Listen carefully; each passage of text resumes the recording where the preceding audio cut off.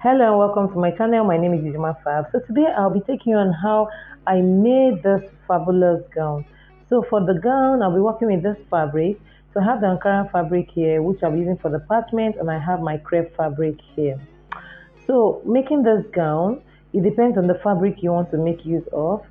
So you have in your fabric, you have the length. This is the yardage part of the fabric, and this is the lengthwise part of the fabric. So it depends on what you want to achieve. So if you want to achieve a shorter length, you have to pick your fabric this way. So picking your fabric this way will give you a shorter length and a lot of fullness at the down part. So, but if you want to achieve a longer length and you don't want a lot of fullness, you have to fold your fabric this way from the yardage. So making sure you fold your fabric from the yardage this way. This way your shoulder will start from here and the length will be this way. So now you have a longer length this way. I have my fabric folded into two. This is 3 yards and that's the open end and this is the folded end. So I'm going to pick the fabric this way and fold like this. So this is to give me a longer length, longer than the video on the thumbnail. So now I'm marking the shoulder, where the shoulder is going to start. So I just want to cross check that I'll be able to get the length I want to work with. So this is giving me the length I want to work with. So I'm confirming on the other end. So the next thing I'm going to do now is to take the shoulder measurement. So half of the shoulder measurement I'm working with is 7 inches. So I'll be adding a half inch to make it 7.5 inches. So this is for the joining allowance to the sleeve. So the next thing I'm going to do now is to take the width of the neckline. So the width of the neckline is 3.5 inches. So I'll mark the neck depth. So I'm going to take the back neck depth, which is 1 inch. So I'll connect it now. That's what I'm doing. So the next thing I'm going to do now is to come down from there by 4 inches. So this is the front neck depth. So once I'm done marking the 4 inches, I'll use my curve to connect to get the neckline.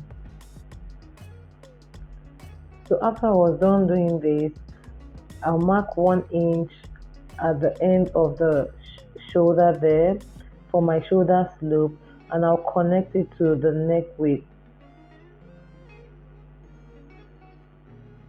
So after marking the neck width, I'm going to come down to mark my armhole depth, which is 8 inches.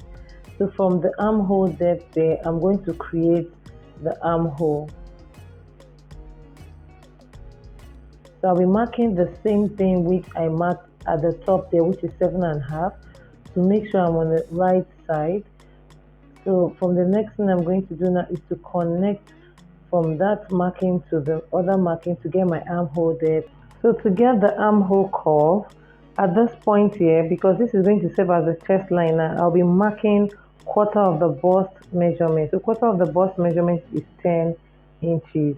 So I'll mark half inch for ease plus 1 inch sewing allowance.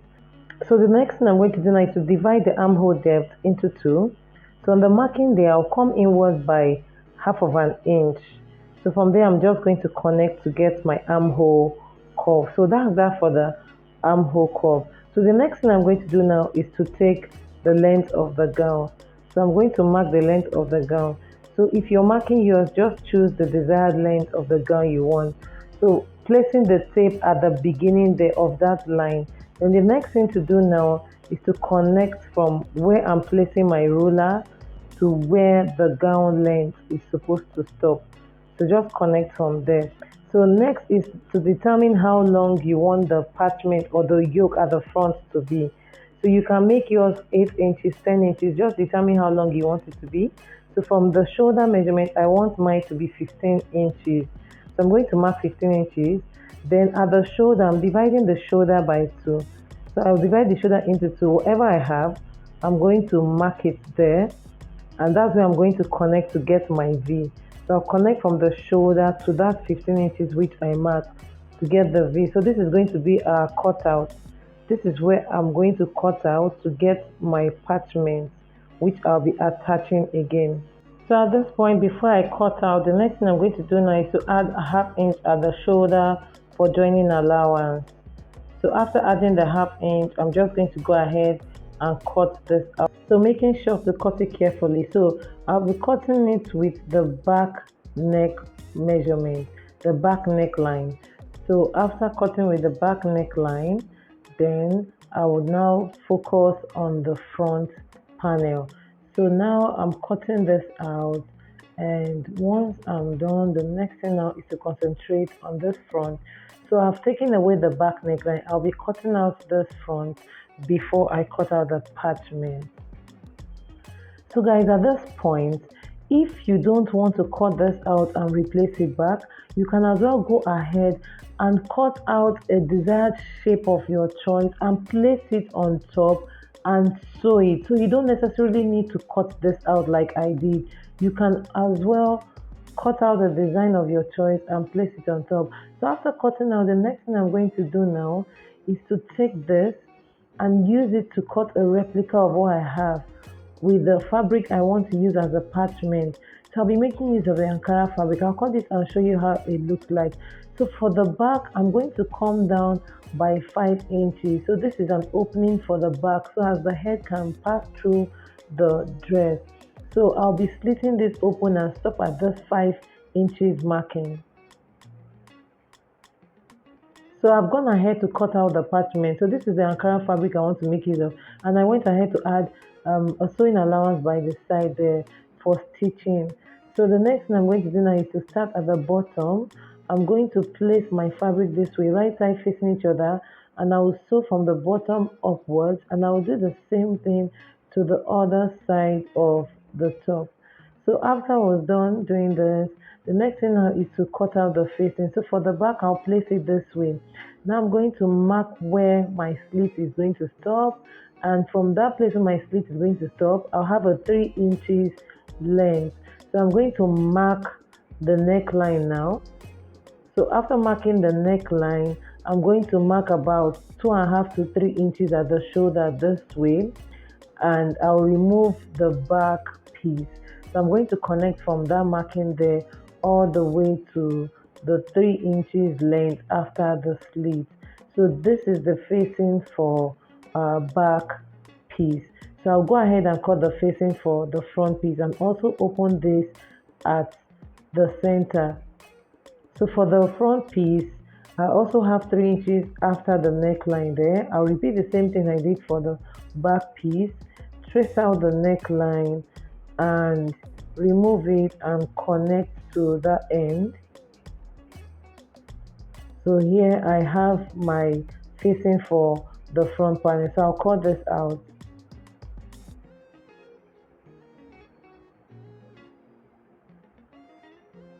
So after cutting out, I have my panels here. So these are for the facing. So the next thing I'm going to do now, I made this which is going to serve as the button loop. So this is the facing. I'll place it like this, right side facing each other. Then I'm going to place the loop this way. You can hold it down, stitch it, or use your pin. Then come downwards from the top with about 1/4 inch. Then while I can hold it down with my pin, then place it this way. Use the facing to hold it down. Then while sewing, I'm going to sew with 1/4 inch, following the line all through. And once I'm done, I will knot and top stitch and flip it inwards. So for the front, I'll be doing the same thing. Place it right side facing each other. I'll go ahead and sew with 1/4 inch. Once I'm done, I will knot and top stitch and fold it inwards. And we're done with the facing. And the next thing I'm going to do now is to close up with the shoulder. So I've already gone ahead to close up with the shoulders, the front and the back. I'm going ahead now to mark my sewing allowance on both sides. So I have a 1 inch sewing allowance, which is what I'm going to do.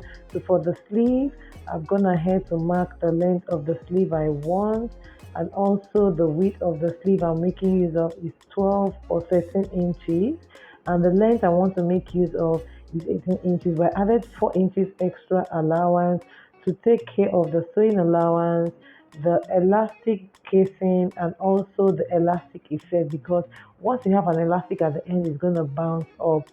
So the next thing I need to take the markings. So my sleeve opening is half of my sleeve opening is 4.5 inches, but I'll be adding extra 3 inches. So I have about 7, 8 inches there because of the elastic, and I'm coming down by 4.5 inches here for the sleeve cap. And the next thing I'll just do is to freestyle and draw a curve for my sleeve. I want this to have a little puff, so I'm just going to connect like this, and we have our sleeve. And the next thing I will do now is to connect from there to where my 8 inches mark is. So please don't forget that I also added the 1 inch sewing allowance at the bottom part there. So before cutting, I'm going to fold in my 1 inch sewing allowance for the casing. Then I'll go ahead and cut this out. So after cutting, the next thing I'm going to do now is to go sew up the sleeve and join this to the dress, and I will show you how it looks like. So this is the final look of the outfit. This is the sleeve and this is how it looks like. So I made mine longer because I didn't want it to be short. So I hope this was helpful to someone out there. Please like, share and subscribe.